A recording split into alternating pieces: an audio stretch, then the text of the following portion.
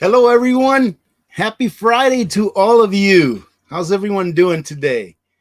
Let's see. I forgot to do this real quick, so let's do it now. There we go. All right. Sorry, you know that I always forget to do something, ladies and gentlemen. Let me see. Is this working? Okay. How's everyone doing? Hey, give me a number one if I'm coming in loud and clear, right? Because I don't know what it is about my. If there's anyone in Fairbanks that's an IT person that can come and help me out, and give my computer a tune up, let me know. Send me an email or something. My IT guy moved to Anchorage. So let's see. Scrap Metal Racing, how you doing? Good to see you all. Sherry, Boone 22. Jan is in the house. JT, how you doing? Miss Worm Copernicus, I'm not sure if you saw that message that I typed in here a few minutes ago, but send me your address, all right? Send me your address so that I can mail out your 2023 edition AP Silver coin.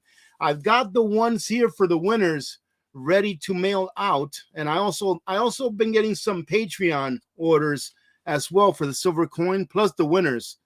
And there's still a few winners from the last giveaway of the silver coins. So if you don't know if you won, I don't have a list with me. All you have to do is go to the live stream that we did on the 1st, all right, the 1st of September, and go towards the end, and there's a list of everyone that won. And the person that won the grand prize still hasn't contacted me. And that was a very nice grand prize, which consisted of a silver coin, along with, the sticker and the card and all that stuff, but a reverse osmosis filtration system from Simpure. So make sure that you get a hold of me. Go watch the last 10 or 15 minutes of the live stream that we did on the 1st of September to see if you won. All right. I'm not going to try to, go through hoops and barrels to try to get a hold of people that won after a week or so. I'm going to stop trying and then we can roll it over. Okay. But anyways, let's say hello to Diane Steck. How are you? Let's see. I'm sure I said hello to JT. Well, hello, JT, in case I didn't. Jan, how are you? Steve Gray. Evita is in the house. How are you doing? Say hello to JR. I hope that you're there, JR. Let's see. Who else we have here? Deborah Calvert. How are you doing? Let's see. Okay. We have Sherry. How are you? Star Derek. How are you? Matt. Diana 2. Patricia Angermeyer, how are you doing? I left North Texas last week for Indiana. I could not take the heat anymore. Really? It gets that hot in North Texas, huh? Well, good luck to you in your new home. Empress Jennifer SWC, how are you doing? Happy Friday to you as well. Retired Reyes is in the house. Scott Hummer, how you doing, Scott? Good to see you. Linda Bob, how are you? Teresa. Star Derek, hello. Putin is here. Let's see. Tate is in the house. How are you doing? Linda Bob, how are you?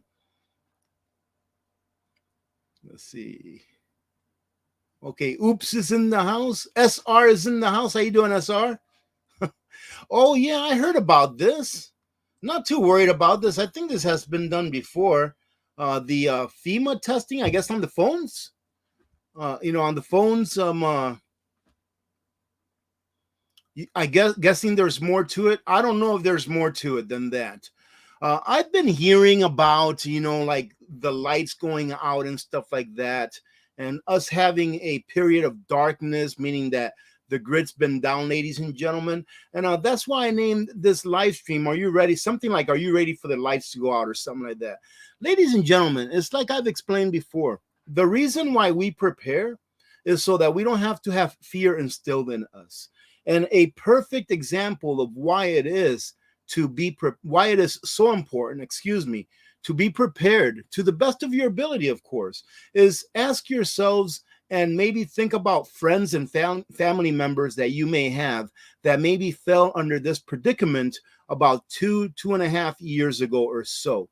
When they were told, most people were being told, hey, you either do this, you either put this into your body, you're not going to have a job.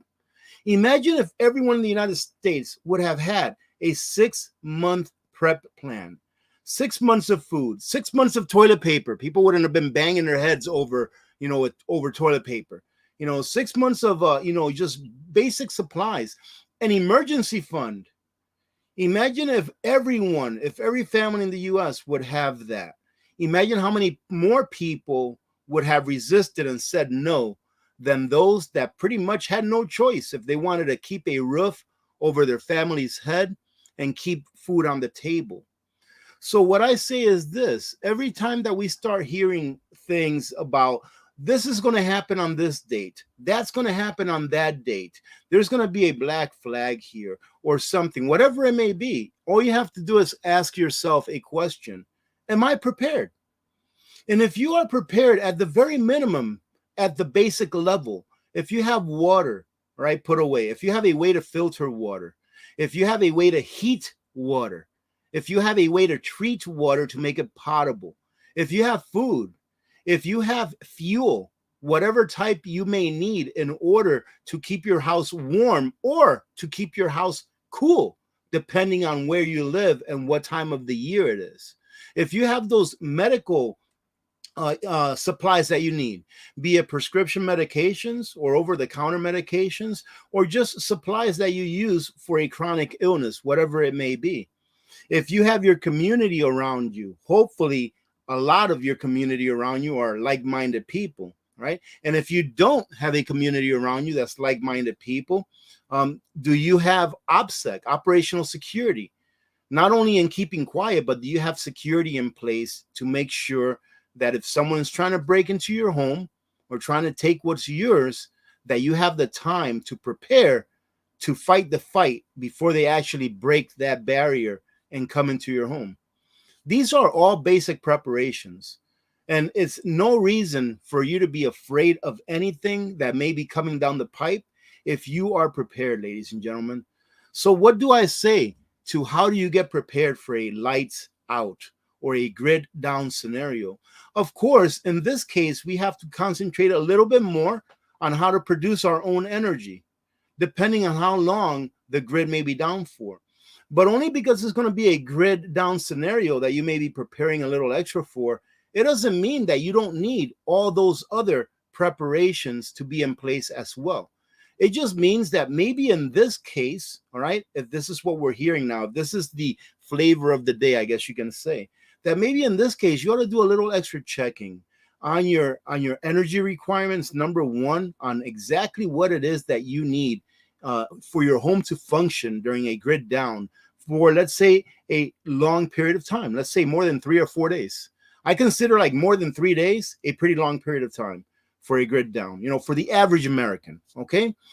So what is it that you would need? Would you need fuel? How much fuel do you use in one day? If you don't have a solar generator and you don't have solar panels, how much fuel do you need in a day in order to keep your house operational, right?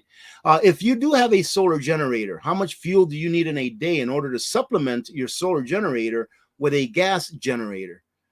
For those of you that may be new here, if you've ever heard me talk about what type of generator you ought to get first, I've always said that you ought to get a gas generator first and foremost, because with a gas generator, you can control how much energy you put away, i.e., be it propane that you put away or gasoline. You can control that. You can say, okay, I'm going to put away enough gasoline to run my generator for a whole month, or I'm going to put enough propane away to run my generator for a whole month. That's something that you can control, all right? But you don't have control over the sun. You don't have control, no matter how many solar panels you have, you don't have control over the sun. For example, this afternoon, I was outside working. I was building some shelves for the bunker, for the shed that I'm building. I was putting some shelves in there so that I can put my generators on them. So I went ahead and took out my solar generator and I plugged it up to my solar panels that are on top of the chicken coop. There's 400 watts of solar panels up there, ladies and gentlemen. But guess what? It was a very, cloudy day. Right now, it's the sun's breaking through a little bit right now. But for the most part, it's pretty cloudy day outside, at least during the time that I was out there running my power tools off that solar generator. 400 watts worth of solar panels, I was getting in about 70 watts of energy. So the sun is not always going to be there when you need it. So plan on how much fuel are you going to need, depending on what you're going to need running in your house. And I highly recommend that you not only get a gasoline or tri-fuel or dual fuel generator, gas generator, but I recommend that you get a gas generator and complement it with a solar generator. Slow and steady wins the race. I understand that some people can't just go out and rush and get both at the same time, but I've done videos where it shows that you consume a lot less electricity if you use a gas generator to power your solar generator during days where there's not enough sun for your solar generator to keep up with your needs inside your house. It's actually very efficient if you power your solar generator with a gasoline generator. I think it came out to about 65 cents a day or something like that. It wasn't a lot. Or I think it was 0.65 gallons, just a little bit over half a gallon a day. So like $2.50, $3 a day in order for me to keep my house going by using my gas generator with gasoline in it to charge my solar generator and the batteries that I have for it. That's pretty darn good. So that pretty much tells me, hey, if I get about 30 gallons worth of gasoline to put away, and I can earmark that gasoline just for power generation for my house in case there's a power outage, you're looking at 60 days of being able to run my house on just gasoline.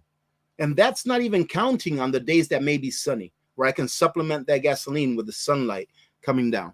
All right, so ladies and gentlemen, so that's what I have to say about what we've been hearing about. Oh, you know, we may be having a grid down. We may have 3 days of darkness, et cetera, et cetera. We may have it. That's a very good possibility. But the question that you should be asking yourself is, am I prepared for that? And if you're not prepared for that, just take a look at a few of my videos. I've got, I think, 2,400 videos where I cover solar generators. I cover gas generators. I cover how to heat a small space with candles, et cetera, et cetera. Right. So let's go ahead, and I'm not going to beat that horse to death. Before I continue, ladies and gentlemen, I have to let you all know, just in case, for those of you that don't know, and I will not make this long, I promise. But for those of you that may not know, Nutrient Survival is having an awesome sale, and it ends tonight. There's Bobby. Anyways, Nutrient Survival is having an awesome sale, and it ends tonight at midnight. I believe is Pacific time, at midnight Pacific time. So probably in about another 7 hours or so. And this is what the sale is. I'm going to read through this real quick, and then you'll have the information that you need if you're interested in it and you're in the market. Number one, the sale is going on through tonight, September 23rd. September 2023. And it's going to be 20% off anything that you get at the store. You have to use my AP20 code. All right. If anything that you get at the store, you can get as little as a variety pack, a sampler pack, and you'll get their free brain care sample pack, which is like a $20 items. You'll get that for free if you buy anything. It could be anything at all. Now, for any purchases that are $200 or more, of course, you get free shipping if it's within the I always mess this up. Let's say the lower 48, the 48 states that are in the lower 48. So you get free shipping if it's in the lower 48. If you want shipping to Alaska, I believe it's an extra $50, ladies and gentlemen. And yes, I've paid that shipping before when I placed orders there. I believe shipping to Hawaii is the same thing, and shipping to Puerto Rico, I think it's less than $50, but there is still an additional charge. But you can find that out by just giving them a call at customer service. All right. You also get a free tin bread box, the one that's back here. You know, the little white one that says Nutrient that a lot of people like. You get that as well. And, you know, Eric talked me into giving away an original Alaska Prepper silver coin.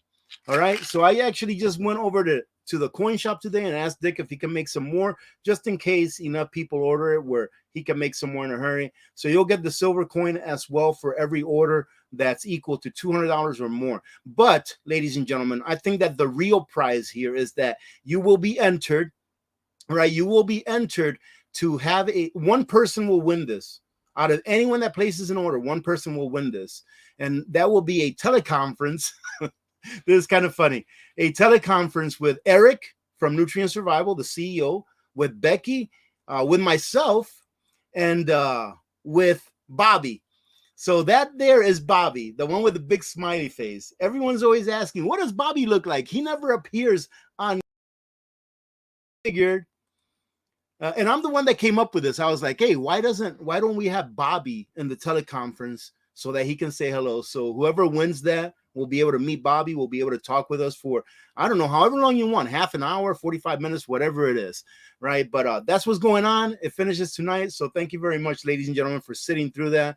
And I always get people say that, what are you doing, an infomercial? No, I'm giving you some information because a lot of people want to save 20%, right? Because a lot of people know by now that Nutrient Survival is an awesome food company. And for those of you that did not see the live stream, I'm so excited to tell you all, ladies and gentlemen, that Eric, the CEO of Nutrient Survival, on the spot, when I was on their on our live stream in Reno, Nevada, he is donating $4,000 to our turkeys.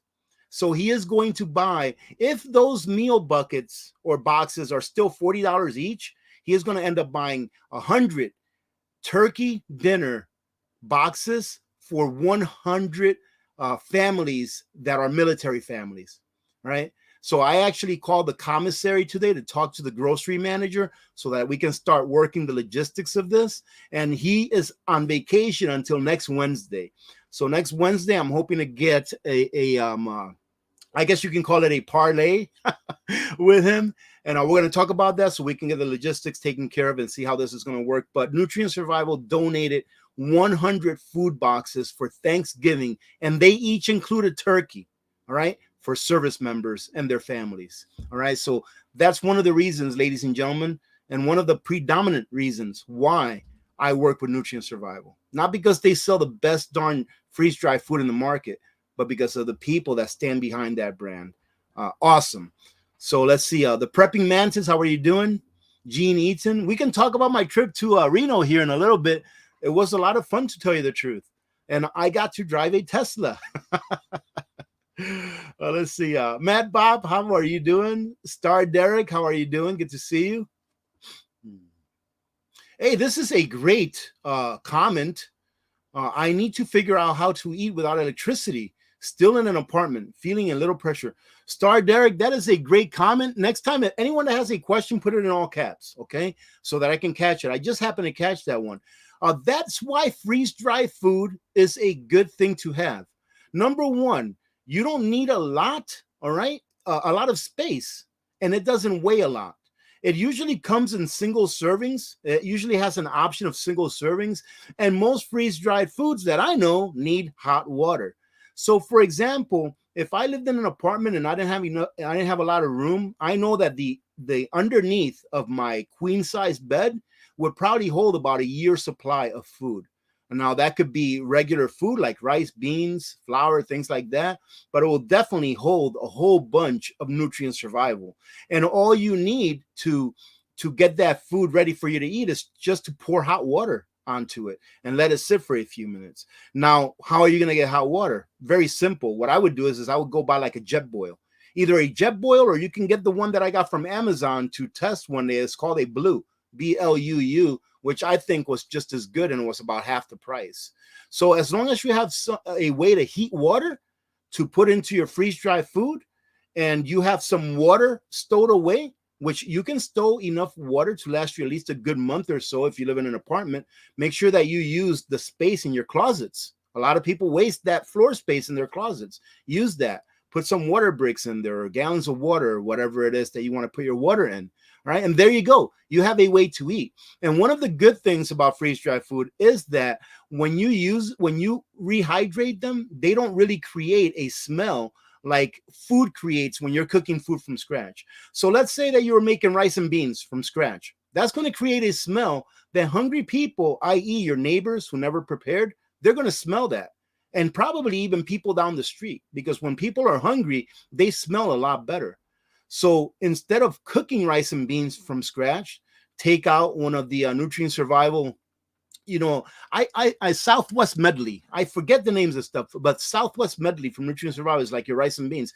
Take one of those out and rehydrate that. It's not going to create a smell like cooking it from scratch will. So that's one of the conveniences and advantages of having freeze-dried food. You just add hot water. It doesn't make a smell, and it's good food that keeps 98% of the nutrition in it that it had when it was freeze-dried originally. So there you go. That's how you can eat if you live in an apartment and not have anyone know that you actually have food and that you're eating.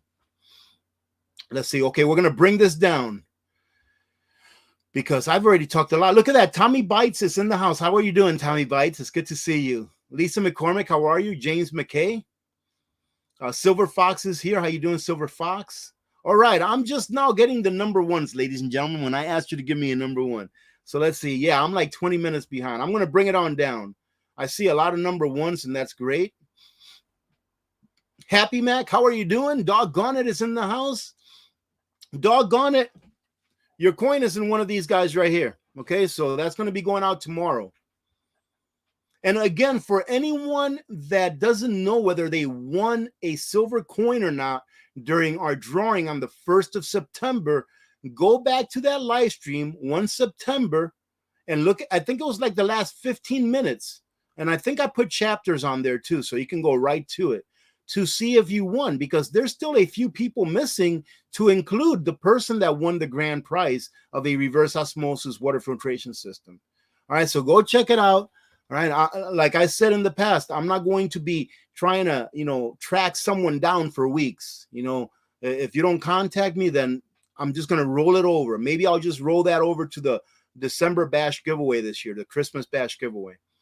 Sharon, how are you doing? Good to see you. Low blood pressure is in the house. Let's see. Kasumi, how are you doing? Good to see you. Commando 602, how are you? YTU 685, how you doing? Good to see you. Jim Blair. All right, let's bring it on down some. New Florida Prepper 1, how are you doing? Good to see you. Lori Lazor, how are you doing? Good to see you.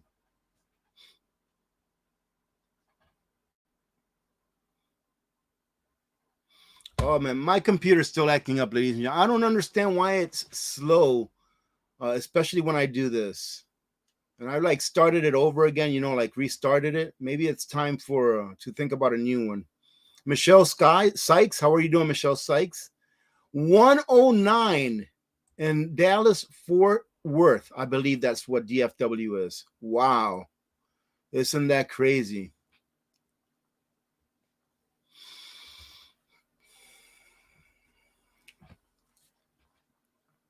Storm Weather, how are you doing? Good to see you.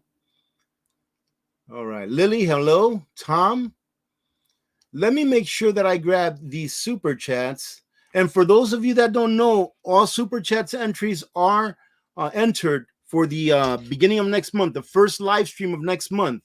We're still doing the coins, okay?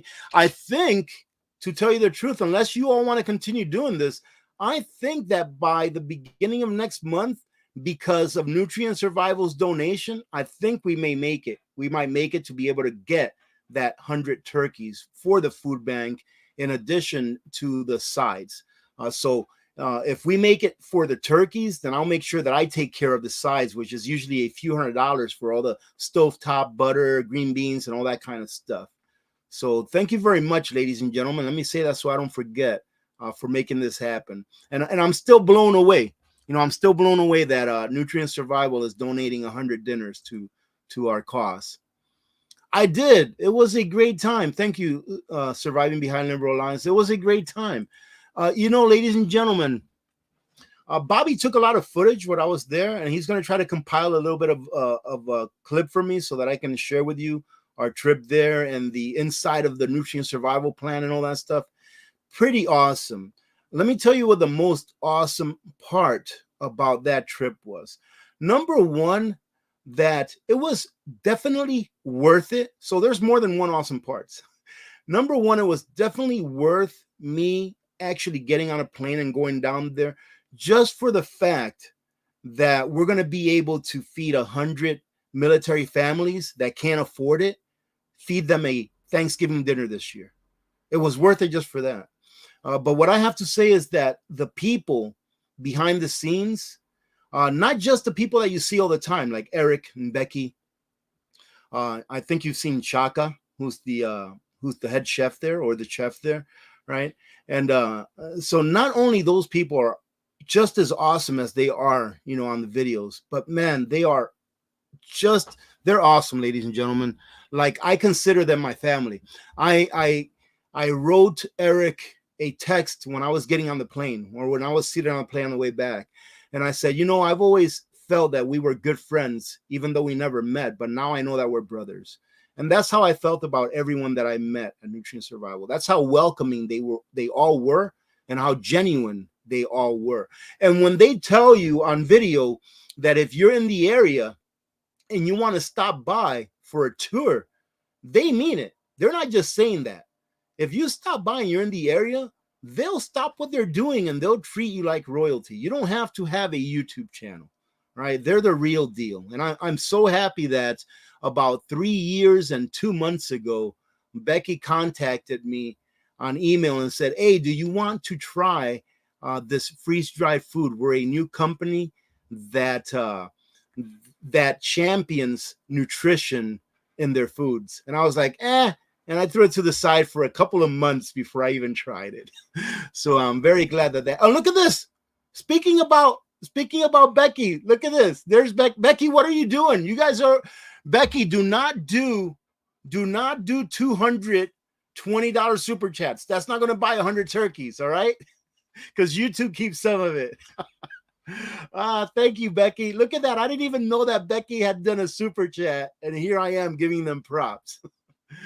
Let's see. Thank you very much, MG. Hey, Becky, now you're entered to win a couple of coins because I see that you did another one. One for the turkey, one for the fixings. F. Pierre, thank you very much, F. Pierre. And doggone it, maybe you'll win again next month because I know that you won one this month. All right, let's go back to I'm going to bring it all the way down. Okay. This is funny. Marcia says, Alaska always has periods of darkness. It's called winter. Indeed it is. How you doing, A9? Good to see you. Janice Weichel is in the house. How you doing, Janice? Good to see you.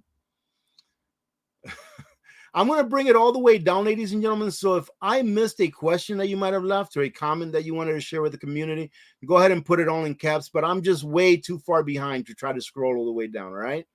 So there it is. It's all the way down right now. And let's see. Okay. Becky needs a couch. Ladies and gentlemen, don't encourage Becky. She needs a couch, but you should see the couch that she was thinking of getting. She like pulled up a picture of it, and I was like, are you kidding me? Nobody needs a couch that's that expensive, okay? Because I don't think that Becky got that nice of a raise. So, Becky, be careful. Don't be spending that much money on a couch. Oh, goodness. Becky's probably like, what are you doing calling me out in front of everyone? Patricia, how are you doing? Good to see you. Retired police officer, good to see you. Disney Up, hello. Grateful to be. How are you doing? All the way from Australia. Well, welcome. Thank you for being here. Hey, look at this. Eyes to See lives a couple of hours away from Nutrient Survival. Give them a call and say, hey, I'm coming by. When's a good time? Blue Collar Prepper, how are you? Good to see you.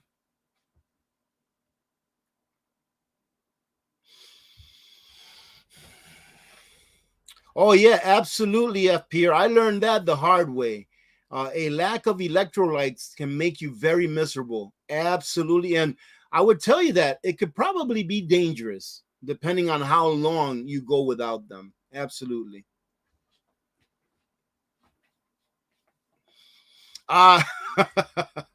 Sean of Alaska.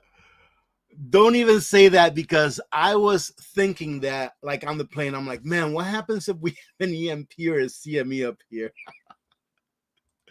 And it just happens that whenever I thought that, it was usually during the first half hour or so, or the last half hour of the flight when you get that turbulence, right?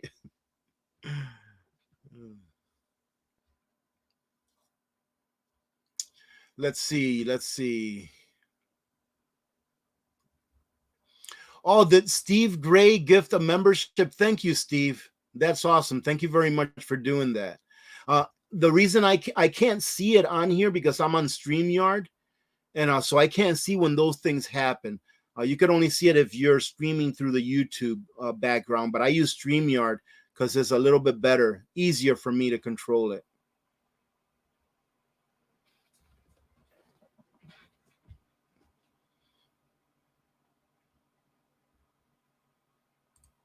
Matt, I don't, because it's just too what do you call it? Too complicated for me to try and get from more than one place. Right? I apologize for that. But Matt asked, "Do you do Ko-fi donation count? Do Ko-fi donations count for the silver giveaways?"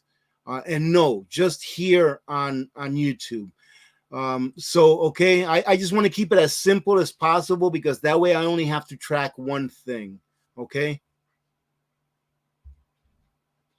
Black Rhombus, hello and thank you. That's very nice of you.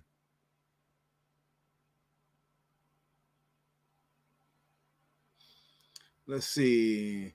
There you go, doggone it. That's what I've been telling Becky for the longest time. I said, Becky, buy yourself some silver. All right. I told her to use milk crates for furniture and use that money to buy silver instead.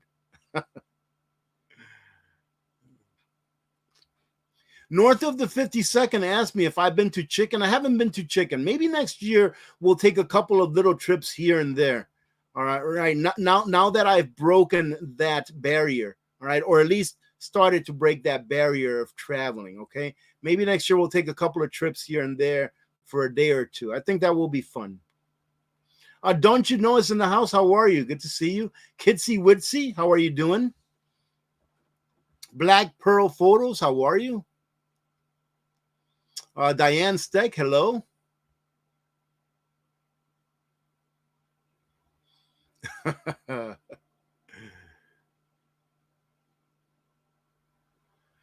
Oh, okay, here we go. We got a good question here. Jeff Riffle, AP, how many cc's? I'm assuming CCF's oxygen absorbers, what I'm assuming you're asking. For 10 pounds of flour and mylar.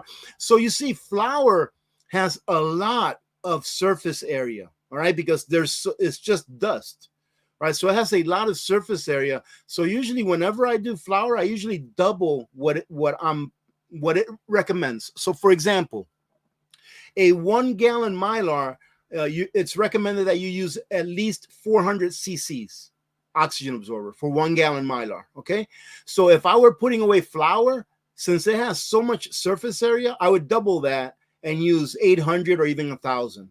Right, I would double it because I'm using flour. Now, if I'm using rice or putting away rice or beans or wheat berries or oats or stuff like that, it's a lot bigger. You know, each grain is a much bigger grain than a small particulate of flour. That's what gives the flour so much more surface area, is that it's so small, so there's so many more of it. All right, so meaning that there's more oxygen that can get trapped in between. So yeah, I would just use double for flour, and then anything else that's like a dry grain, I would use to recommend it.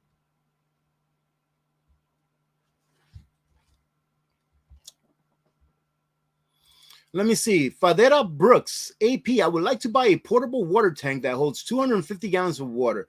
Where's the best place to get it? Well, the thing, I don't know where the best place to get it is, because I'm not sure if these tanks are even sold as a tank, like from a place that sells tanks. You know, I've always seen them sold as a tank that has already been used for something, right? So they're called IBC totes.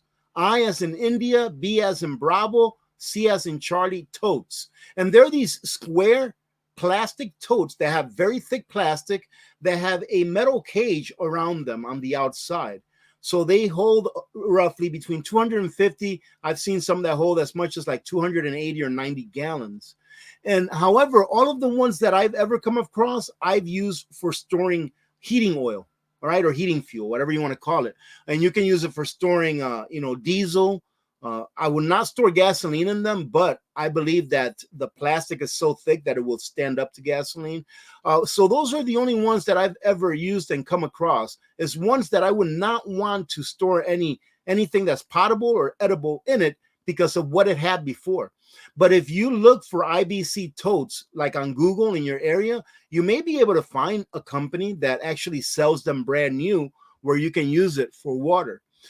If not, you can probably go to like a Home Depot or a Lowe's or a Tractor Supply, where they sell the actual tanks that are made for water.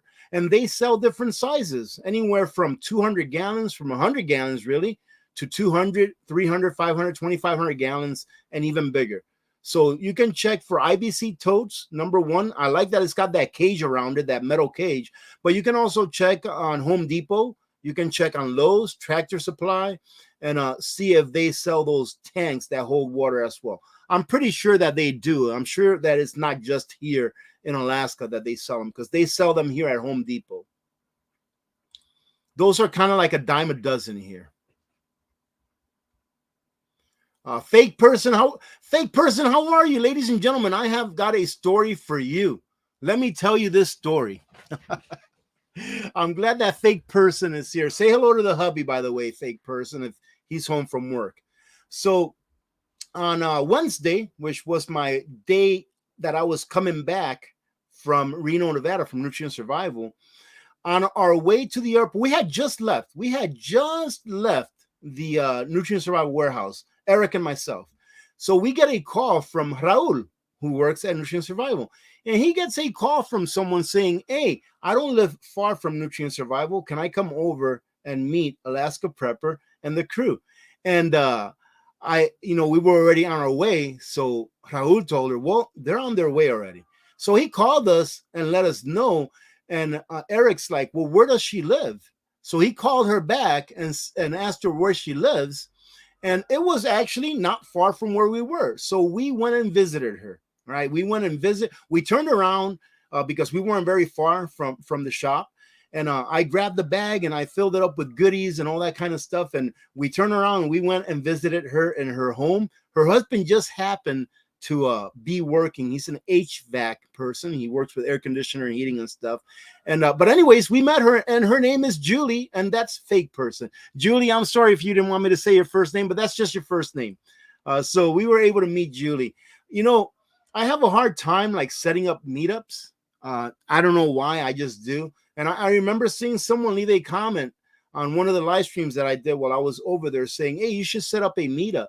And I don't know, it's just kind of hard making things about me. But maybe the next time that I go somewhere, maybe we'll set up a meetup. Maybe we'll do one here in Fairbanks. But this probably is not going to be the last time that I travel to the lower 48 now that I've done this once. And to tell you the truth, one of my biggest pet peeves about traveling, ladies and gentlemen, air travel, is TSA. But having said that, I have to say that it was a pretty good experience. Everyone that I came across was very respectful and professional in what they did. Do I agree with that job field? Absolutely not. I don't agree with it 100%. However, if you are going to travel, it always helps that even if you don't agree with something, that those people that are doing that job are doing it professionally and they're doing it with courtesy and kindness. So great experience overall. Let's see. I'm bringing it down. Man, you all need to stop changing your name, okay? Because I can't keep up with this. Okay, first it was Copernicus, now it's Miss Word. But Copernicus is one of our mods, so I can't forget her, right? Then it was SR, now it's Republic 1776, but he is kind enough to add that SR to the end because that's how I remember him.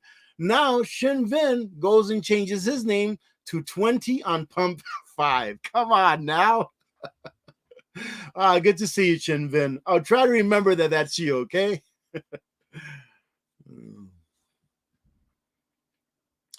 Wasn't that awesome, F. Pierre? I mean, that's one of the highlights of the year so far. And I haven't told Mrs. Ann. And although all 200 turkeys are now not going to go to the food bank, I'm sure she's going to be just as happy because, ladies and gentlemen, I'll tell you what, I guarantee you that some service members go to that food bank to get food.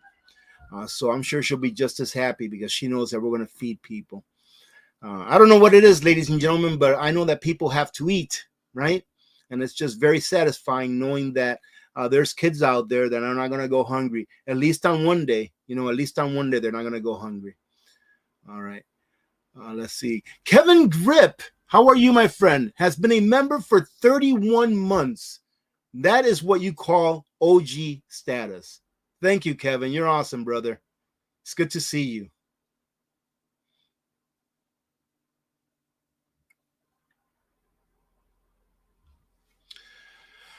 Let's see.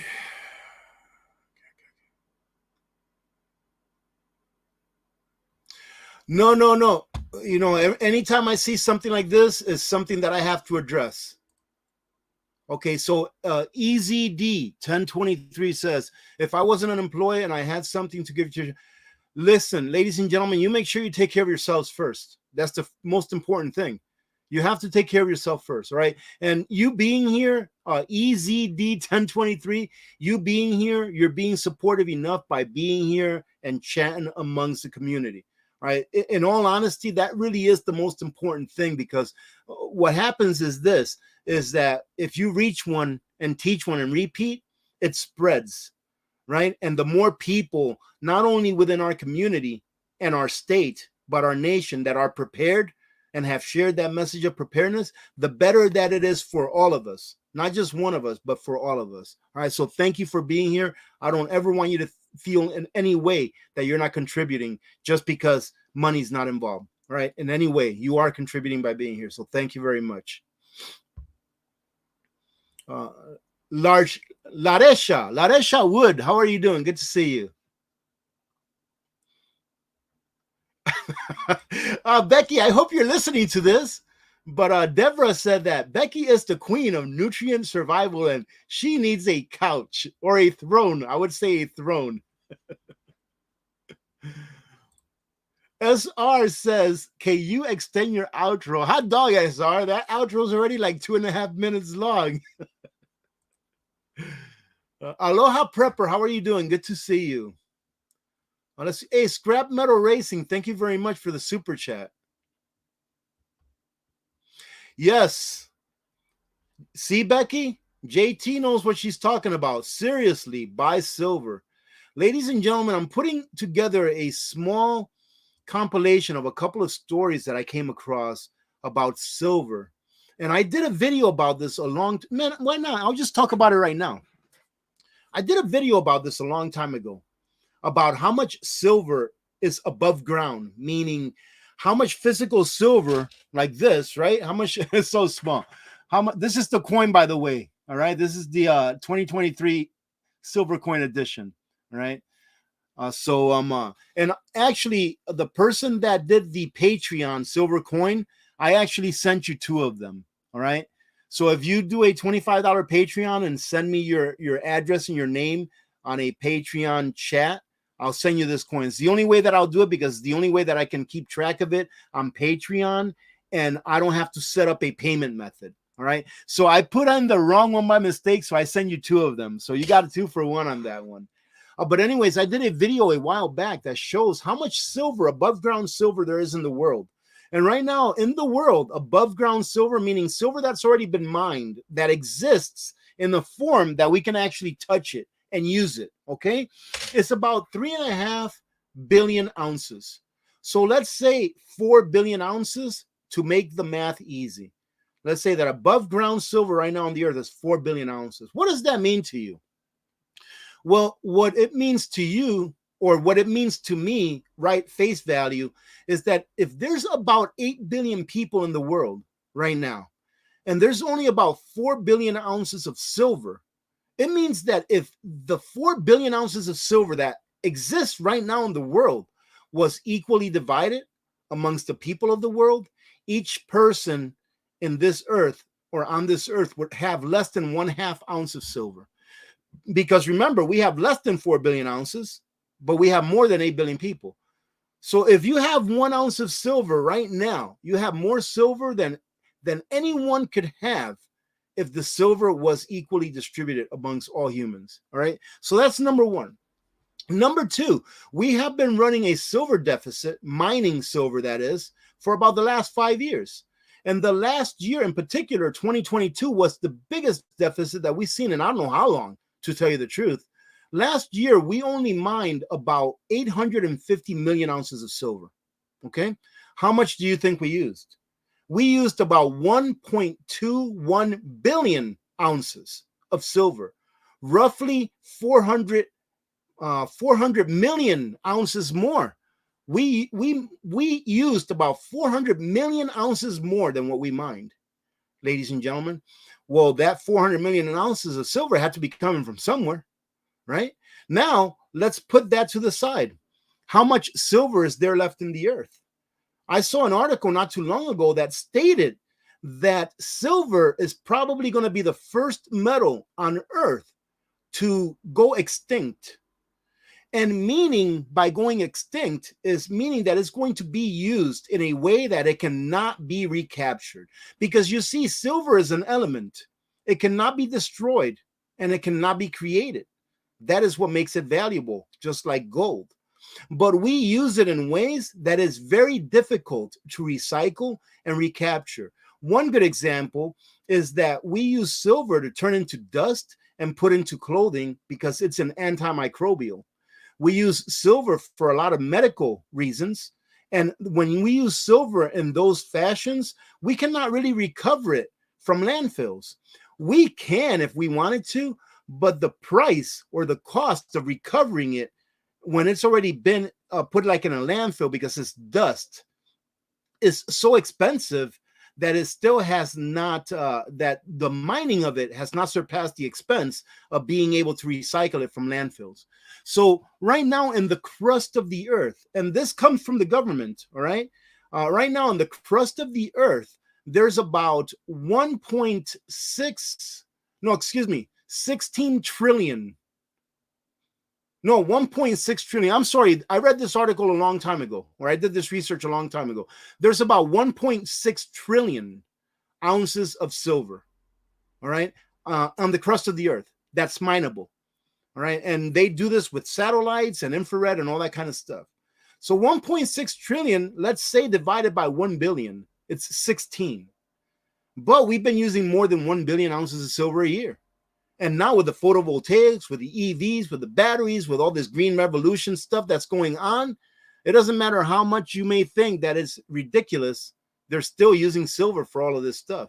So ladies and gentlemen, silver can become the very first metal to become extinct.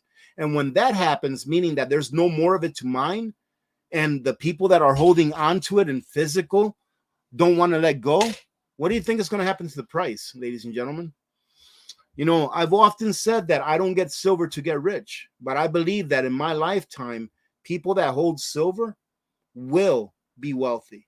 I believe that. But you have to do your own research because I can be full of bull butter for all you know, right, ladies and gentlemen? Let's see. Scott Hummer, thank you, Scott. Thank you very much, Scott. That's awesome. Awesome. Thank you for that. CC December 2018. Thank you very much for the super sticker and thank you for being here.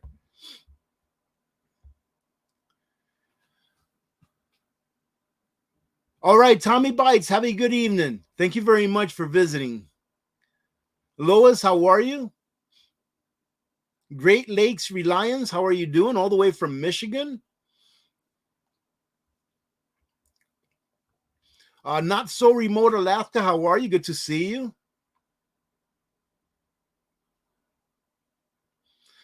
Let's see.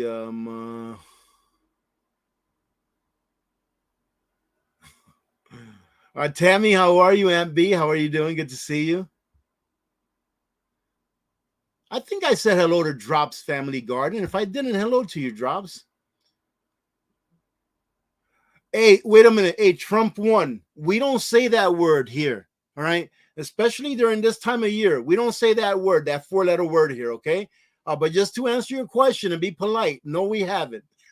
Okay. So don't be talking like that anymore. Oh, goodness. Oh, great question. Easy D question. What is the oldest prep food that canned prep food that you've eaten? Oh man, I think it was some meatloaf that I pressure can. I think that when I ate it, it was about 8 years old or so, and it was delicious.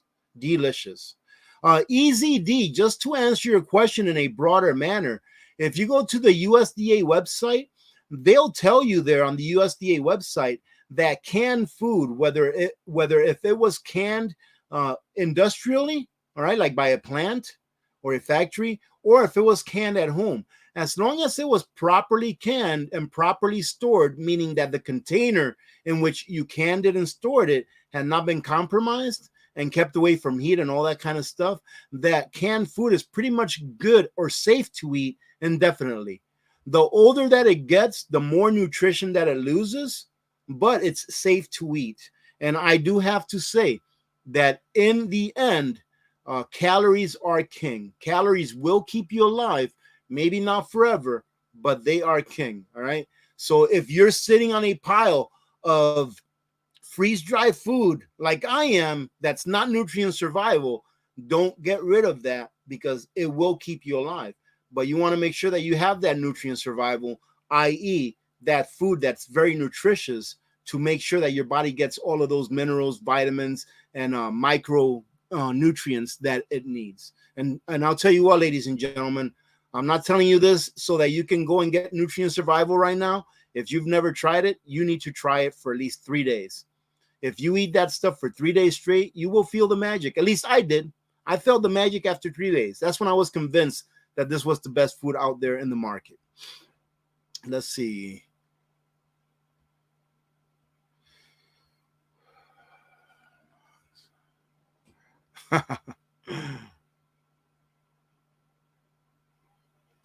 Okay. I'm just looking down. I see that a lot of you are talking amongst each other, and I think that's awesome.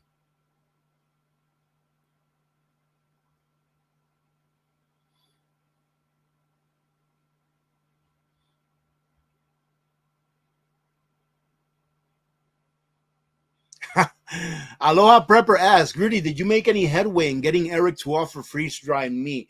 Ladies and gentlemen, I did not know what a challenge doing freeze-dried meat in an industrial level was. Let me tell you what I think. And I asked about it, and I talked about it with Eric, and I talked about it with Chaka, who is the chef there at Nutrient Survival, and they want to do it. It is just extremely challenging because right now they have one freeze dryer and a new freeze dryer to be installed. You don't even want to know how much it costs.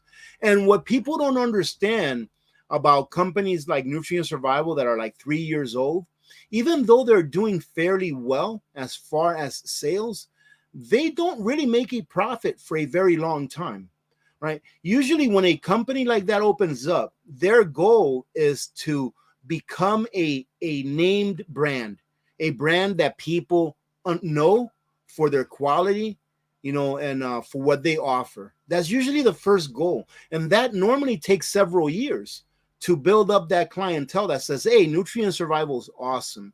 That's why when they donated those 100 turkey dinners for the service members, that's why I was a little bit shocked. Because, and I don't even know if I'm supposed to be talking about this, but I already said it, so I'm just going to go with it. That's why I was a little bit shocked, because I know that Nutrient Survival right now does not make a profit.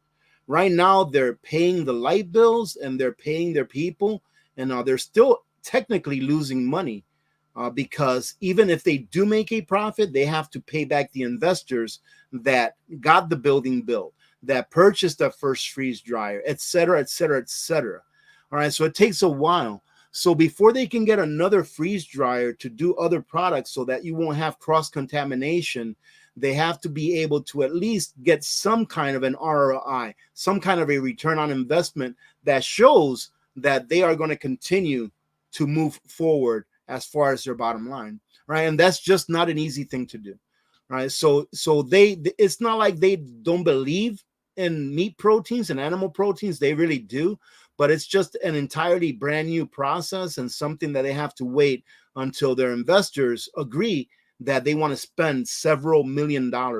Ladies and gentlemen, it's several $1 million on just one piece of equipment. And that's just that one piece of equipment. Then they're going to have to invest, in addition to that, probably about another $1 million or so on all of the peripherals that go with running an additional freeze dryer. So yes, there's a lot. I'm so glad I went on that trip because I really learned a lot as far as how things work in the background.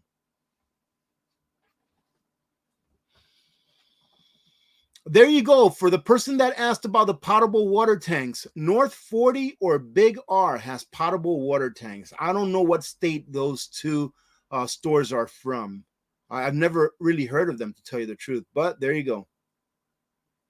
Well, hello. How are you doing, hubby? Fake person's hubby. Patrick, how you doing? Sunset, how are you doing? Good to see you. Tammy, hello. Callie Singh, how are you doing? Dao Letty, how are you? Let's see. Yeah, those discounts are pretty awesome. I've been fighting for a 50% discount, but I don't think I'll ever get that one. Every time that Eric and Becky that I talk to them and we're like, hey, do you want to do some kind of an offer or something, a flash sale, like this one that we're having now? I'm like, yeah, can I get a 50% discount? And Eric just says, no. Look at this. That is a great deal, by the way. Robin says that IBC totes are on Google. You can find them for $199. That's a really good deal for those totes. I really like them. And you want me to tell you a funny story about these IBC totes? When I first built the house here, and before we moved in, ladies and gentlemen, I was building out of pocket and I was broke.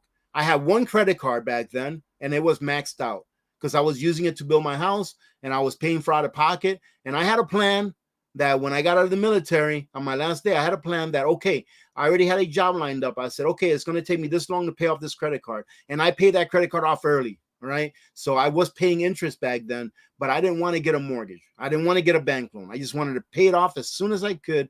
And I knew that having it on a credit card was going to eat at me enough to where I was going to pay it off fast. So anyways, I didn't have a septic system. I did not have one, and I could not afford to put one in professionally. So I went and bought 2 of those IBC totes. And for those of you that don't know what an IBC tote is it's like a square plastic tote, very thick plastic tote that's square, and it is surrounded by a metal cage. Right, that's what it is. And they can move it around with a high-low. Right, they can move it around with a high-low because it's got 2 spaces where the high-low forks can go in and lift it up and down. Right, so I bought 2 of those. I bought one for $100 and I got another one for $60. All right, and I rented an excavator and an excavator, one of those front end loader, I think it's called. I forget the name of those, but I rented one that's got a scoop, and I dug a really deep hole next to my house. I leveled it off. I put gravel in it, and I put those 2 totes in there. I connected them together. And then I brought my house's black water line and connected it to those totes.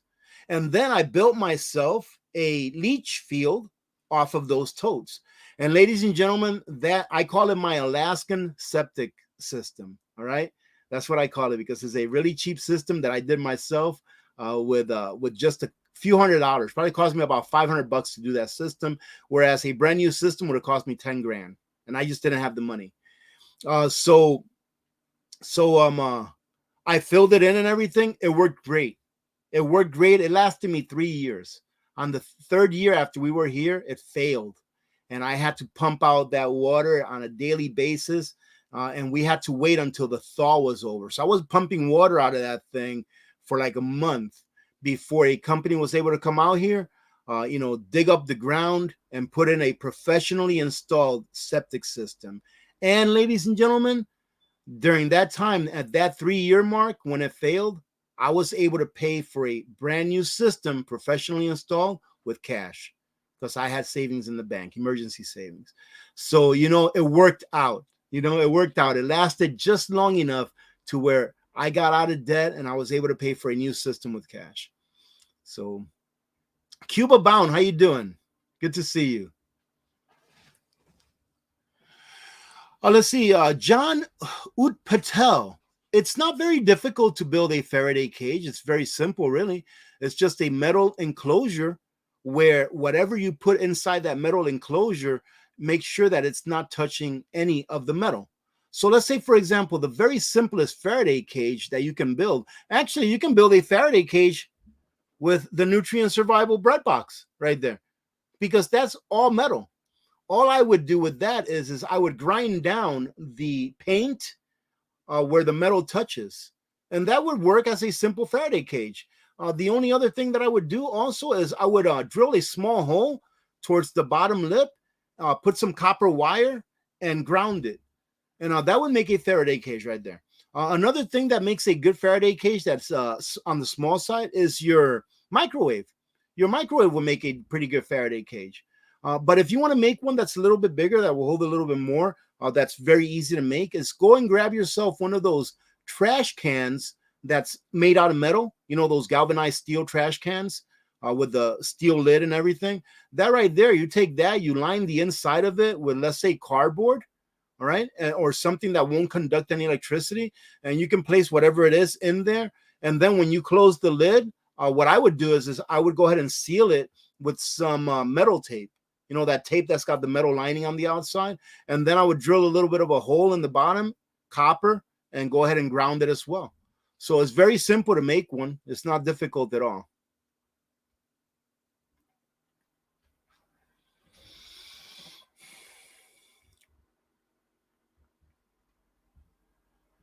Let's see. North of the 52nd ask, how much is needed for how much more is needed for the turkey fund, and when is the deadline? Well, at the end of this month, I'm going to tally it up, and if we have enough just for the turkeys, I'm going to go ahead and call it. All right, unless you all want to continue to do the coin stuff, because I know a lot of you like the coins, and I really rather not sell them. It's just something right now. If you want to buy a coin, you can do a $25 Patreon, but I don't recommend it, ladies and gentlemen. Listen. I do not recommend that you pay $25 for a 10th ounce of silver just because it says Alaska Prepper on it. Before I did that, I would just go to the coin shop and buy me 1 ounce of silver for like 27, 28 bucks. So I don't recommend it. But I went ahead and put that offer out there so that people that really, really want one, that don't care that is a 10th ounce, can get one. All right. And I've already had people do that, and that's fine. Okay. But I personally don't recommend it. Just go get an ounce of real silver. But there's people out there that maybe have already a whole bunch of silver, and then they just want one. All right. So I'm doing that as well through Patreon. And the reason I'm doing it through Patreon is they don't take that much of a cut. I think they take like 2 or 3% or something like that. And I don't have to set up any kind of a payment system that way. It's already done there. Okay. So that's how I do that. But I will tally it up at the end of the month. And as long as we have enough for the turkeys, which we're going to be close at the end of this month, if we have enough for the turkeys, then all of the sides and stuff that's going to go to the food bank, I'm just going to take care of that out of the AP fund. All right. So it's going to be pretty close, but we're going to make it one way or another. We're going to make it. God said we're going to make it this year, and we are. Pretty awesome. Thanks to Nutrient Survival again.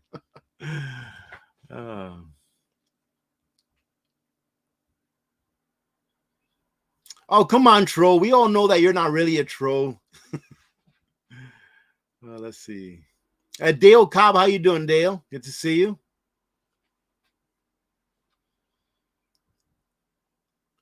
Uh-oh, my computer's stuck. Okay, here it is. Look at that. It's just now coming up with troll.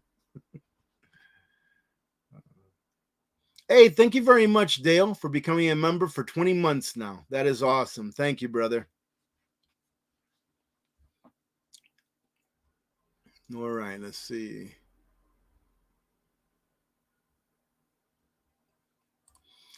Evita says, I need a picture of Papi to make the t-shirts. I am having an artiste render me 3 drawings of Papi. We'll see what happens. One of them is going to be a regular drawing of Papi with his masculine self looking over the chickens. The other one is going to be him on a roost with a pair of sunglasses. And I think the other one is going to be with a pair of sunglasses and a cap that has the American flag. We'll see how that works out. All right. But I render me an artist to try and come up with those 3 designs. And then after that, I just have to figure out how to put it on a t-shirt.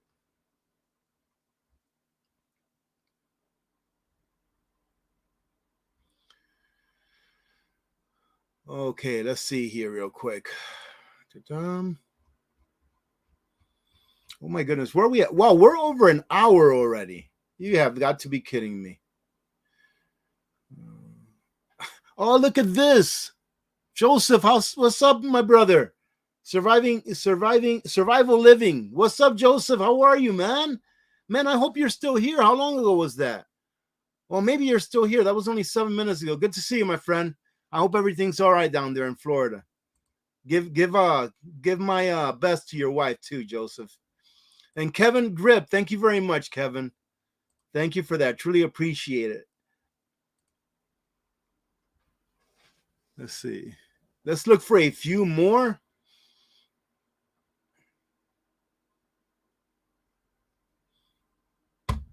I'm getting a little aggravated with my computer. I really am.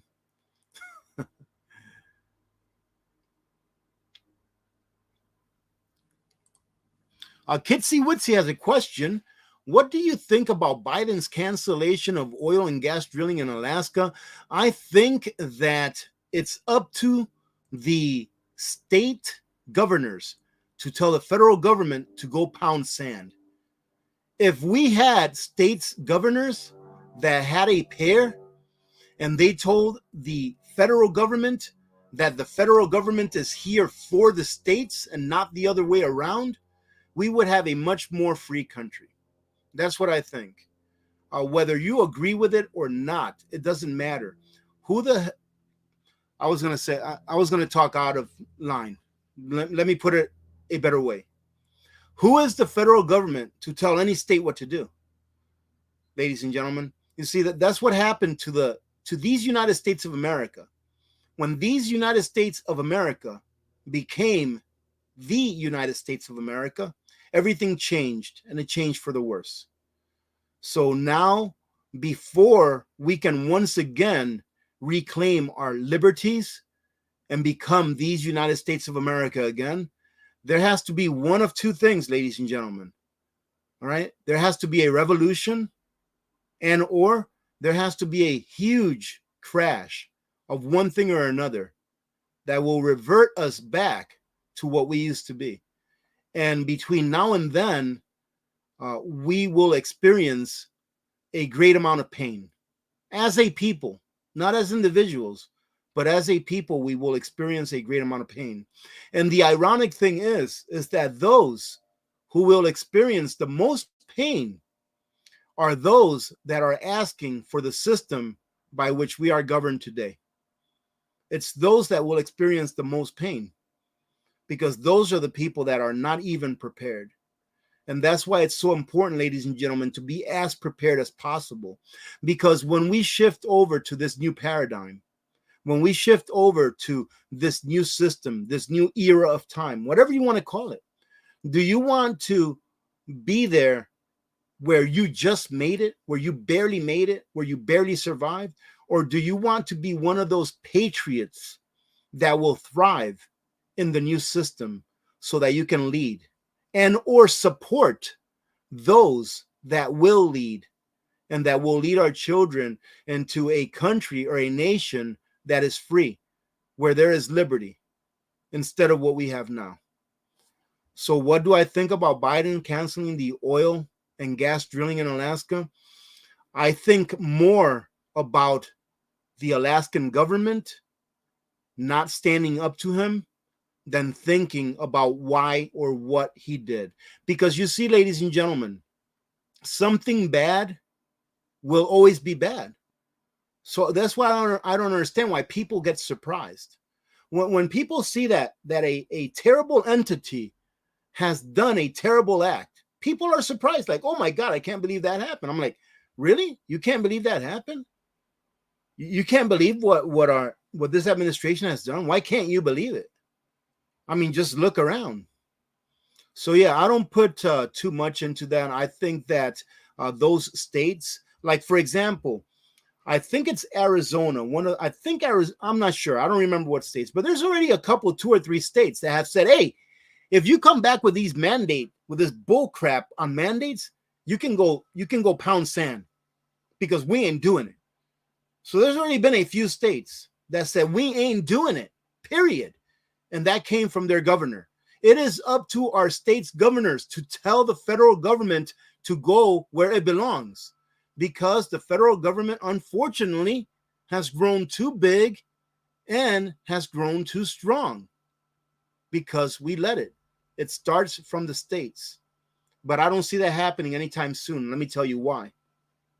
Because another thing that the federal government has done very well over the years is it has gotten the states hooked on crack. Every single state within the United States, except for those states that stand up and say, no, we're not doing this. Almost every single state is hooked on crack. And what is that? They're hooked on fiat currency. They're hooked on subsidies. They're hooked on giving money to schools for education. So they steal your money and then they bribe you with that same money or blackmail you with that same money, saying, we won't give it to you unless. Right, ladies and gentlemen? Or bribe you, really, it is, not blackmail you. So they steal your money via taxation, and then they tell you, hey, if you want a little bit of your money back, you're going to have to do what we tell you. You're going to have to teach your kids things that we wouldn't have even talked about 10 years ago, that we wouldn't even said 10 years ago, ladies and gentlemen. And now the school districts are saying, yes, we'll teach it. Yes, we'll have these books in our libraries, even though they have pornographic materials in them for children to check out and read. Yes, we'll put them out there because they're hooked on crack. And that crack is money that has been stolen out of the same pockets of those people who are asking for it. Isn't that something? They have done a great job. So why is it that anyone is surprised when they see something crazy? Nothing surprises me anymore. Nothing surprises me. Sometimes I think, man, I just wish it would crash right now. I just wish that tomorrow when I woke up, it was just crashed. But then I think, how selfish of me is that to wish that upon all of those people that we within the prepper community and the truther community have not been able to reach. We still have work to do. I used to get this a lot from people saying, oh, AP, you make so much money on YouTube and this and that. Ladies and gentlemen, this is my passion.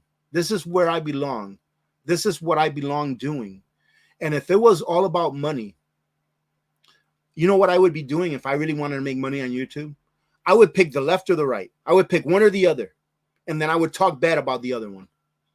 That's what I would do. And I would make so much money. I would be able to get the food bank so many turkeys because people love infighting. People love that stuff. I mean, go look around. Go on YouTube and look around, like political channels where they're talking bad, where one side is talking bad about the other side. Go look for it. You'll see how many views they get and how much money those people make. All right, ladies and gentlemen. But I believe in this country, you know, and I don't have a choice. I have to believe in this country.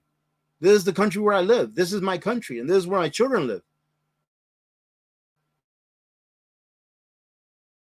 We need to be putting out there. There's a lot of messages that need to be going out, but this is the message that I was meant to put out.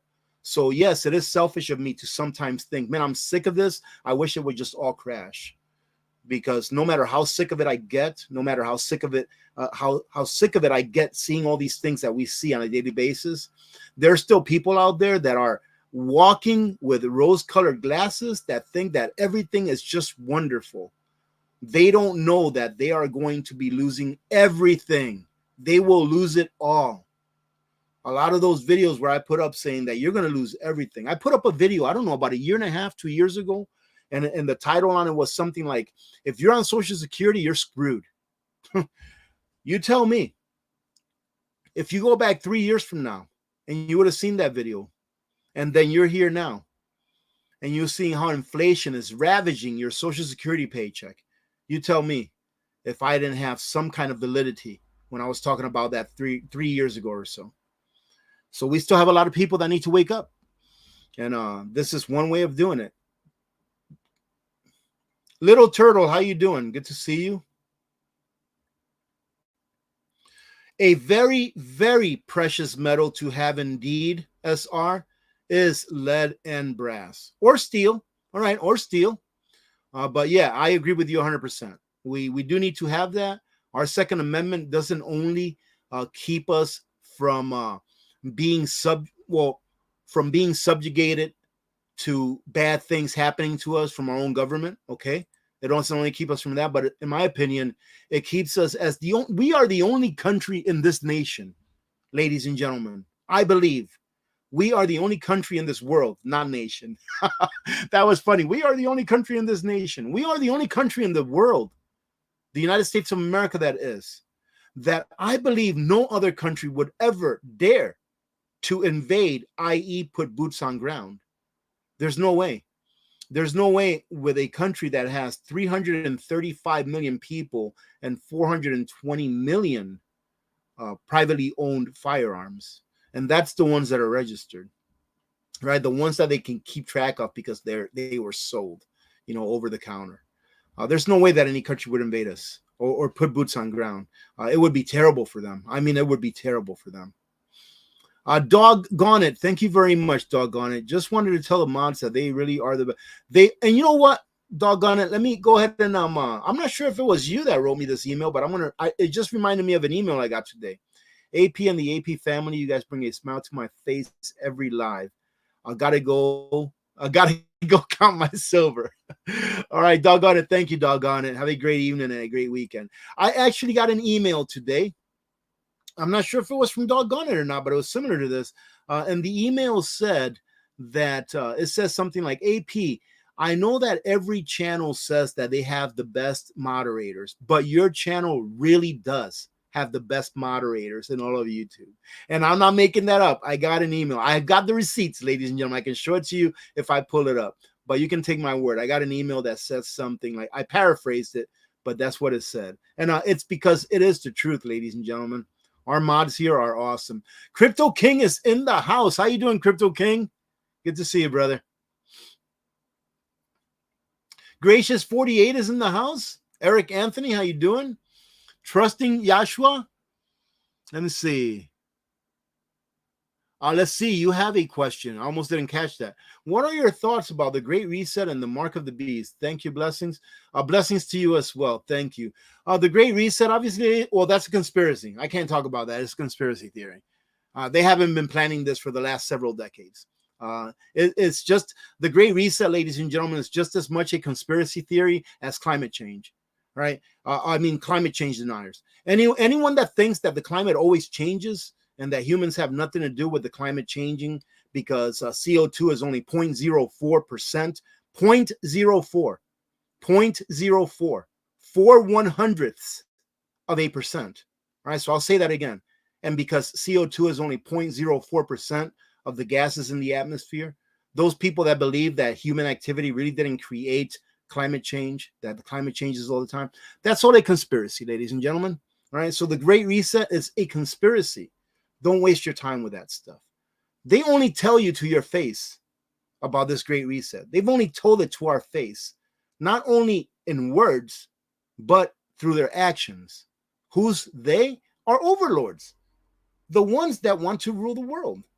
If you haven't woken up to the fact that there's a society of people in this planet that want to rule everyone on it, and that think that they should dictate how you live your lives, and that will use measures that are unjust to any kind of population, right? In order to make those that are ignorant of what's going on believe what they're spilling, like put on a mask because it's going to save your life, when they even know that everything goes through a mask and it's not going to stop anything. I better stop because I might get in trouble. But anyways, ladies and gentlemen, yeah, everything is a conspiracy nowadays until it comes true. And this Mark of the Beast thing, well, I mean, you can see it playing out. And I just can't believe how so many people are getting in line to get that chip put in their hand. It's just the world that we live in. I've often said it. You've heard me say it before, ladies and gentlemen, that we're going to go through a period of suffering. And it's not going to be 3 months. It's going to be years. So you better get prepared. And if you don't want to get prepared, that's okay. I believe in freedom and liberty. And I believe that in order for us to be free and to be able to enjoy our liberties, that we also have to be able to live with the consequences of either our actions or inactions. So if you want to take no action, then that is your right, right? That is your natural born right. But if you want to be free, you're going to have to take action, because like someone said on our last live stream, freedom is not free. And what does that mean? It doesn't mean you have to pay for it. It means that you have to pay for it through action. All right, ladies and gentlemen. So these things don't really, I really don't put that much thought into these things like the Great Reset, the Mark of the Beast, and things like that, because I believe that what's going to happen has already been written. We're just waiting for it to happen, and we're just preparing for it to happen, and then hopefully we can make it through. So, ladies and gentlemen, do not stop preparing. Ladies and gentlemen, don't stop. Eyes to See has a good question about silver. What is the most useful, junk silver or 1 troy ounce? Well, if you're predicting that you're going to need silver to barter, then junk silver. So if you think that you're ever going to need silver in order to barter, like to go buy a gallon of milk or a loaf of bread or something like that, then junk silver. Dimes would be my number one. Dimes, quarters. You can obviously get half dollars and dollar coins, but I would say dimes would be what I want the most of, and then quarters. Half dollars, sure, if you have some, if you get them at a good deal, yeah, why not? But dimes and quarters, but mostly dimes. So if you're thinking that you're going to need a barter, absolutely dimes. However, if you're looking to preserve your wealth, and maybe you have a few face value dollars, dollars face value of junk silver already, then you want to preserve your wealth, and you want to do that with silver. And I would do it with the cheapest premium silver that I could find, and that's bullion. So that's silver rounds, right? Silver rounds that have a low premium, because silver is silver is silver. It's an element, and it's not going to change. The only thing that's changing is who minted it, and if it's a sovereign coin or a generic round. And the generic rounds or generic bars are usually the ones that have the lowest premium, and it's still silver, ladies and gentlemen. It still has the same monetary value. I hope I answered that question all right. Thank you, Joshua. Thank you very much, Joshua.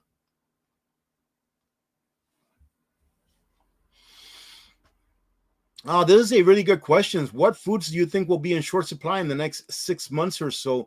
Well, I think that going into the summer of next year, I think potatoes are going to be in short supply again. Let's see, wheat, I believe. Well, the thing is that when I talk like this, right? 6 months from now, someone will be like, "Well, we don't have wheat in short supply, but a loaf of bread will be $6, right?" And when I say that something's going to be in short supply, it doesn't necessarily mean that it's not going to be available. But because it's in short supply throughout the world market, you're going to see higher prices at the stores. Okay, ladies and gentlemen, that's how it works. The first world nations like this one, we will still see food on the shelves. It's just they're going to be a lot more expensive. The poorer countries, like our emerging nations, our emerging countries, and like our South African countries, or South Africa and the countries within Africa that are very poor, they will see scarcity. They will have to contemplate taking food from those that are hungry to give to those that are starving so they won't die. So then we'll have a population of people that were food insecure. Half of them were starving, half of them were hungry. Now they're all going to be starving, right? So that I would say that wheat, corn is going to be pretty iffy, because what people don't understand is that most of the corn that is grown in the United States is used for ethanol production, right? So they don't even grow that much corn for human consumption, right? But we may have plenty depending on what Mexico does, as far as them not wanting to accept our GMO corn, and the US pretty much telling them, you will accept it or else, right? So now that Mexico is thinking about joining the BRICS nations, when they join the BRICS nations, they may very well said, sorry, we're not going to take your GMO corn. We'll just get our corn from Brazil, where they don't use GMO corn. So, I mean, I'm saying wheat, corn. Let's see. Potatoes, I think. So we'll just have to wait and see, ladies and gentlemen. Let's hope that nothing is on shortages. Let's hope nothing is, because a shortage here in the U.S. means that people are starving in other countries. That's what it means, ladies and gentlemen. If we have a shortage of something in the United States, as far as food goes, wheat, corn, potatoes, rice, it means that there are people starving in other countries. Greg and Chewy, how you doing? Good to see you.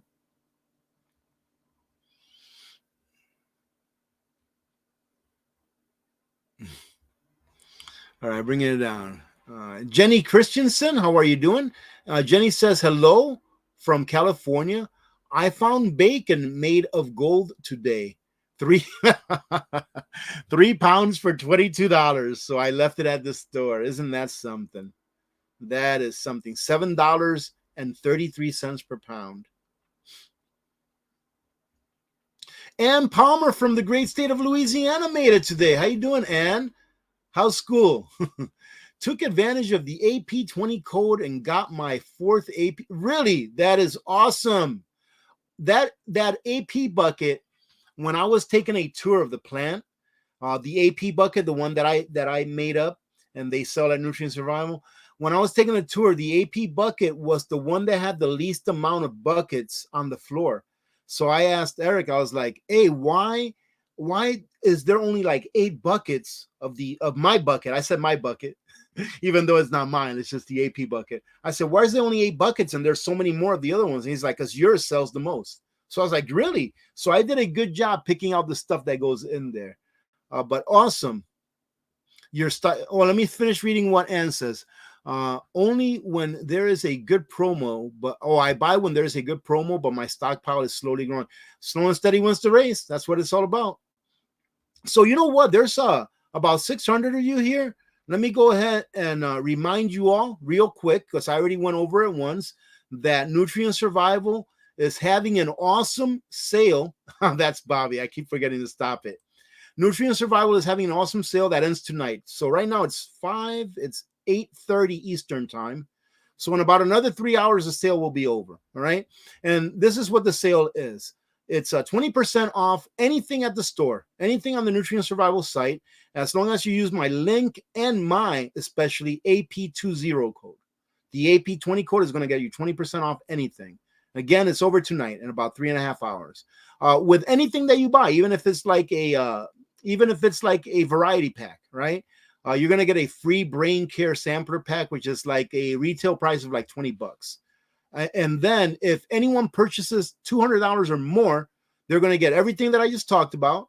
Plus, you'll get free shipping to anywhere in the contiguous. I always mess that up. In the lower 48, right?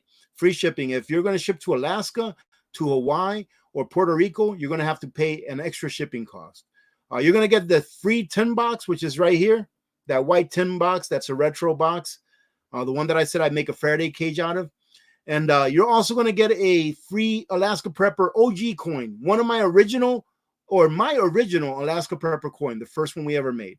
All right, so you're going to get one of those. And again, the most important part is that one person that orders, one of these orders before midnight tonight is going to get a teleconference with Eric Christensen, the CEO of Nutrient Survival, with Becky, with myself, and with the infamous Bobby.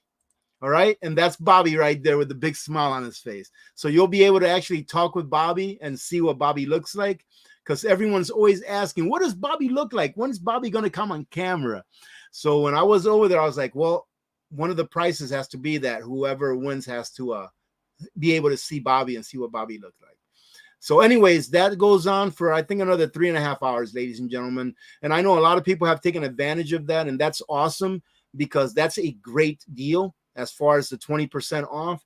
And the things that you get are pretty cool as well. Let's see. Okay, I'm bringing it down.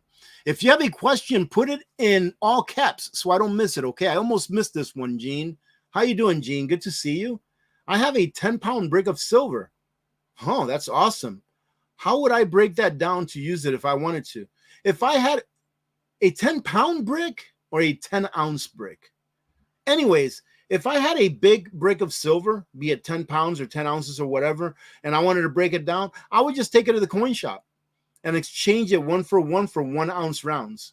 And they would probably do that with you. Or it might cost you a couple of dollars to do it. I've done that at the coin shop here, Alaska Rare Coins, not with silver, but with gold. A long time ago, when I had some gold, I went and traded some gold for silver because the ratio of silver to gold was really high, and it worked out. Because at that time, I think the ratio was like 110 or something like that to 1 ounce of gold. So I got rid of the gold, and I got like 110 ounces of silver. So that was a good deal. Did you hear that Biden wants to build a wall? Really? Are you sure that was Biden or Mayor Eric, whatever his name is, from New York? I saw something about the mayor of New York saying, hey, we have to get this immigration stuff out of control. But ladies and gentlemen, how are we going to do that with an open border? And the thing is that open border, ladies and gentlemen, the reason why it's so worrisome, it's not really because of the people that are coming here because they want a better life, although they should be coming in through the front door the right way. Excuse me. But it's because of those that are coming in from countries that are our adversaries, like China, like Russia, like Iran, Middle East. A lot of these countries, they see that open border, and I'll tell you what, right now, I bet you that there are hundreds of sleeper cells within this nation. And if you don't know what a sleeper cell is, let me tell you. A sleeper cell is a small team of operatives that can cause havoc, usually used for sabotage within a nation, right? That can be activated at any time. So think about all those people coming in from the southern border. Whether you approve of it or not, I don't know why you would approve of it. Why would you approve of a person coming into this nation for whatever reason in a manner which is not lawful, right? Why would anyone approve of that? Would you approve of a police officer breaking down your door without a warrant, right? Because that's not a lawful way for a police officer to come in your home. No, you wouldn't approve of that. I don't even have to ask you. I know you wouldn't, because no one would. So why would you approve of someone entering into your nation that's not entering into it lawfully? Oh, because you don't live at the border. Yeah, well, ask those poor people that do live in border towns that are getting ravaged, that have to deal with seeing, bodies of people who have expired, of children who have expired. What about all of those children that get abused by the coyotes that bring them across? And I won't even talk about what I mean about abused. What about all the trafficking that goes on? Oh, because we have to be humanitarians. There's no such thing as borders. We have to leave our borders open. But you don't live at the border and you don't see what's going on. I don't either, but I can read. Right? I can read and I can hear and see what's going on because I decide to look at things that show me what's going on down there. So anyways, think about all of those people that are coming through those porous border lines and think about how much damage they can do to our nation in ways other than, taking jobs, taking away resources from schools, from hospitals, from social programs. Put that to the side, which I don't agree with that either. But what about those people that really want to harm this country and that are right now just waiting for that phone call that say, hey, go take down this power station so that we can take that grid down for that section of the U.S. We've reached a point, ladies and gentlemen, in our history where we are at like an inflection point. We are going to take one road or the other, but before we take that road, we're going to have to pay the piper.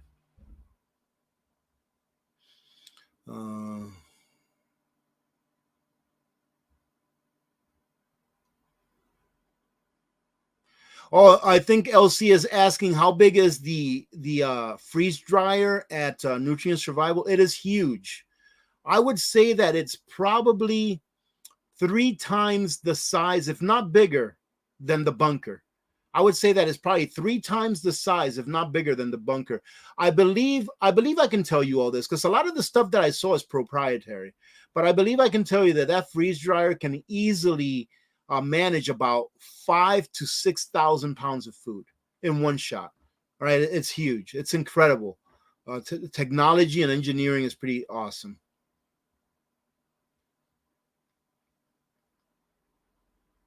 Wow, that's awesome. Right now we have 543 likes. That is awesome. Thank you, ladies and gentlemen. That's awesome.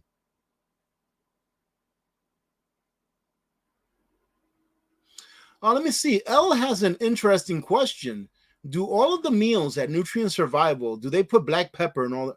I have no idea, Elle. But why don't you do this? You can find out very easily.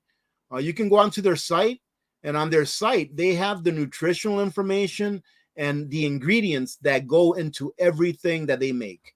All right, so you can check that out. But I can't just remember. I'm sure that that the lasagna does. I'm very certain that the homestyle scramble does, and also the Southwest medley. Uh, but go check for yourself, and you'll be able to know for sure.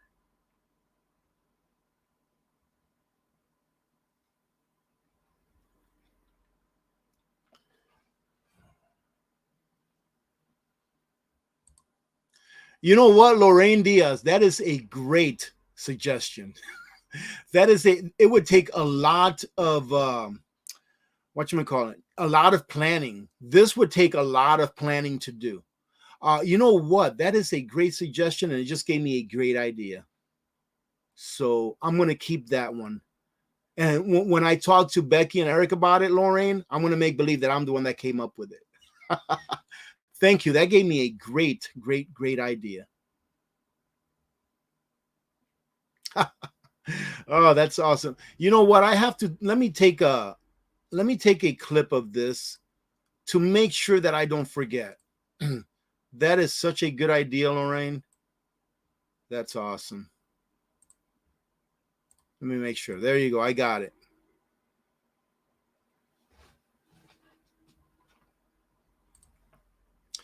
Cuba Bound asks, can you grow any veg in Alaska if you have a greenhouse? Pretty much, because they even have a corn seed that's like a 92 day corn that will have small corn ears in like 92 days that are mature. It's just like a small corn plant. It doesn't grow very high. So I'm pretty sure that we can grow just about anything if we have a greenhouse. A backhoe. That's right, Rex. A backhoe. How you doing, Rex? Good to see you, brother. Indeed, L. God is good, indeed. Tip top girl, how you doing? David McPherson is asking if you have something inside of a Mylar bag, would the Mylar bag act as a Faraday cage? And the answer that I would give to that is I don't know. But I have been told and I have read, and actually I've seen a few experiments live, and it actually works, where if you put like a phone inside of a Mylar bag and you try to call that phone, that the signal won't reach it because of the Mylar bag around it. However, instead of just using a Mylar bag, why don't you just build yourself a cheap Faraday cage? I mean, that's what I would do. Okay. B. Krupla, how are you doing?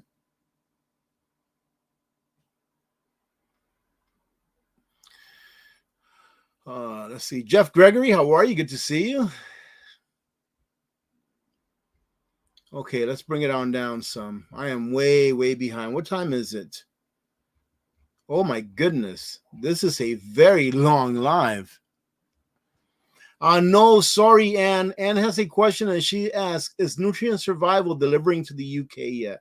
No, they're not. Hopefully one of these years I'm hoping that they become worldwide, which would be awesome. How you doing, Keisha? Good to see you. Willie B, thank you very much, Willie B. I'm trying to get these up there. Oh, thank you very much for the super chat.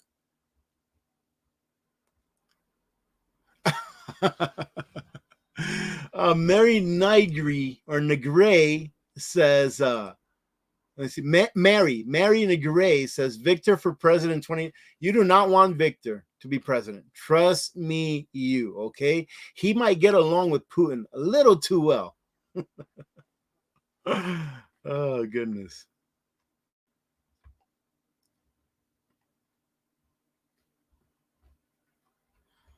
Okay. Uh-oh.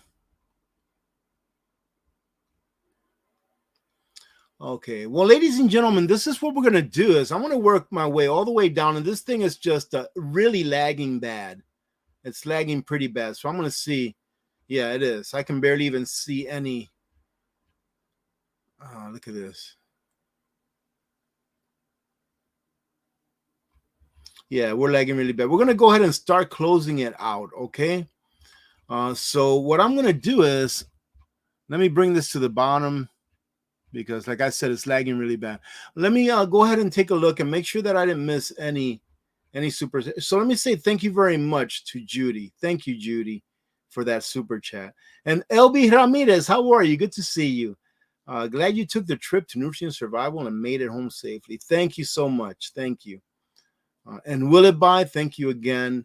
And thank you, ladies and gentlemen, to everyone that did a super chat today. But also, I want to say thank you to every one of you for joining in. Let me see. Wow, really, El? I just read that from El. That's incredible. I didn't even know that. Incredible. Jeff Hints, no, Nutrient Survival right now does not do EBT or food stamps. Right. And the reason is not because they don't care. Okay. I've had that comment before. The reason is because the red tape is ridiculous. Right. The bureaucratic red tape is ridiculous. And those of you that don't know, Nutrient Survival is a privately owned company. Guess what that means? That means that there is no ESG, environmental, social governance crap that they have to deal with. Okay. In the future, it may be a little more difficult for them to do business with companies that are, but I believe that they will stay true to who they are, which is a liberty or freedom loving company that's owned by a patriot and that is run and worked by patriots as well. Okay, I believe that. And the day that they stop doing that, then I guess, ladies and gentlemen, it'll have to be it. But I do stand by their people, and I do stand by their product. It's the best that there is out there, period. Okay, so let me say thank you very much, Joyful Orange. Thank you so much. God bless you. And God bless every one of you, ladies and gentlemen. Again, thank you very much for joining in. Here, probably within the next month or so, I'll probably start having live streams every Friday and Sunday. So I think that we're going to go ahead and start doing our live streams every Friday now, like we used to. For those of you that may not know, the colder it starts to get, the more live streams I start to do. But I top it off at doing a live stream every Friday and every Sunday, so 2 per week. And then every once in a while, I'll do a surprise one during the week for people that can't attend one of our regular Friday or Sunday live streams. So we always close it off by me telling you all that if you are new to the channel, meaning that if you've subscribed within the last couple of weeks, that during our outro, that you say, I am new, in all caps. It's got to be in all caps so that we can put your name on the screen and so that everyone can welcome you into our community. And excuse me. Let me see that. And that's right. We have to do our Friday safety brief. So our Friday safety brief, ladies and gentlemen, is very simple. Don't drink and drive. All right. You worked hard all week long. You deserve to have a great time. And if having a great time to you means that you're going to go have a drink, by all means, have a great time. Just don't drive if you're going to drink, and don't drink if you're going to drive. Get an Uber, get a cab, get a designated driver. And there's probably 1,000, get a horse, get a tricycle, probably 1,000 other ways that you can get home safely. And don't take a chance in ruining your life, and worse than that, ruining someone else's life by taking their life because you just wanted to do the irresponsible thing by drinking and driving. So don't do it, because we do want to see you back again during our next live stream, Friday of next week. So hope to see you there, ladies and gentlemen. Again, thank you very much for joining in. Have a great rest of your day and have a great weekend ahead. And again, thank you very much, ladies and gentlemen, for all of your support. God bless every one of you. God bless America. I'm Alaska Prepper, and I am, just a second, I'm out. God bless.